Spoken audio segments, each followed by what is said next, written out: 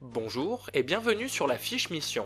Cette page regroupe toutes les informations et statistiques concernant vos missions. C'est depuis cette page que vous pourrez suivre son avancement à l'aide de différents outils et indicateurs. Cette fiche mission vous permettra également de communiquer avec votre client et de recenser les prestations que vous lui livrerez.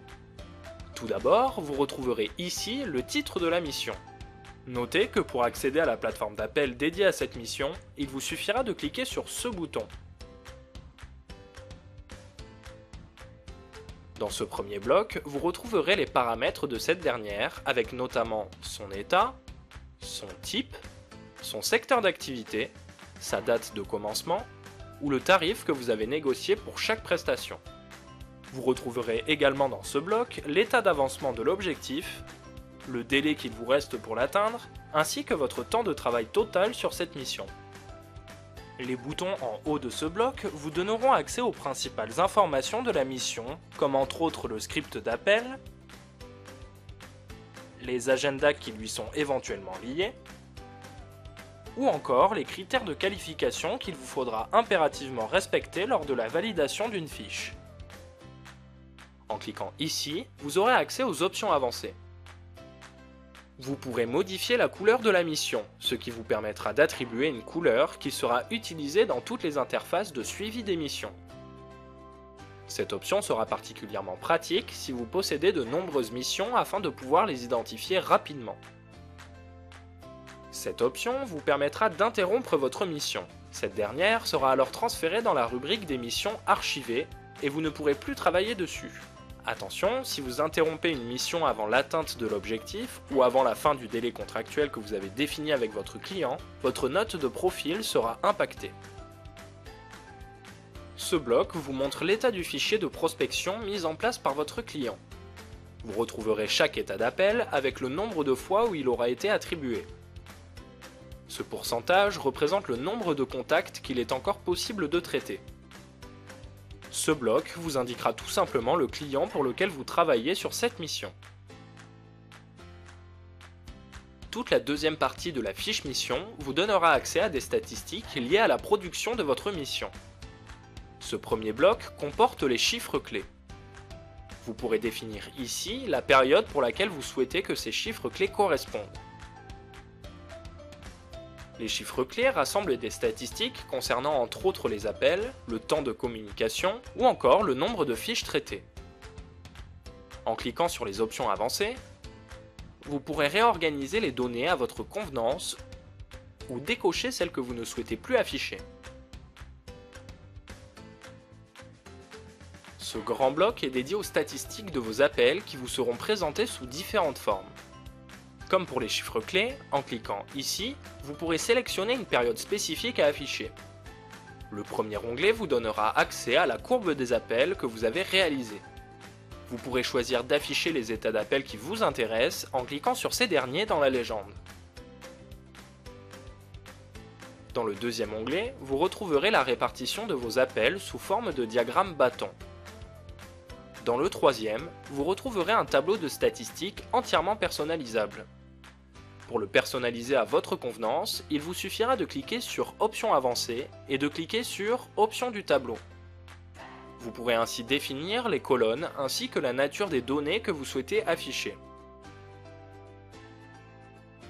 Et enfin, le dernier onglet de ce bloc statistique comporte une carte avec par défaut la géolocalisation de tous les appels argumentés.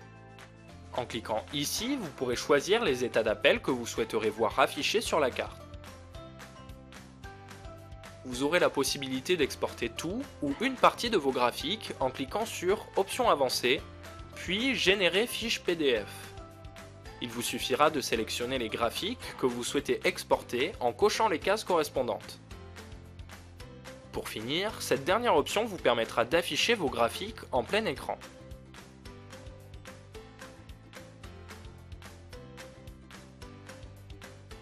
Ce bloc présente l'historique de vos appels. Comme pour les autres blocs, vous pourrez sélectionner une période spécifique à afficher. Pour chaque appel, vous verrez non seulement l'état que vous lui aurez attribué, symbolisé par une pastille de couleur, mais également le nom du prospect ou de l'entreprise appelée, le numéro de la fiche, la date à laquelle vous l'aurez traité, Et enfin, le cas échéant, l'enregistrement de la conversation. Ce menu déroulant vous permettra de choisir les états d'appel que vous souhaitez voir apparaître dans l'historique. Et enfin, grâce à ce champ, vous pourrez faire une recherche par mots-clés, comme le nom d'un prospect par exemple. Le tableau ci-dessous recensera toutes les fiches que vous aurez validées. Comme pour les autres blocs, vous pourrez filtrer les appels selon une période ou selon certains mots-clés.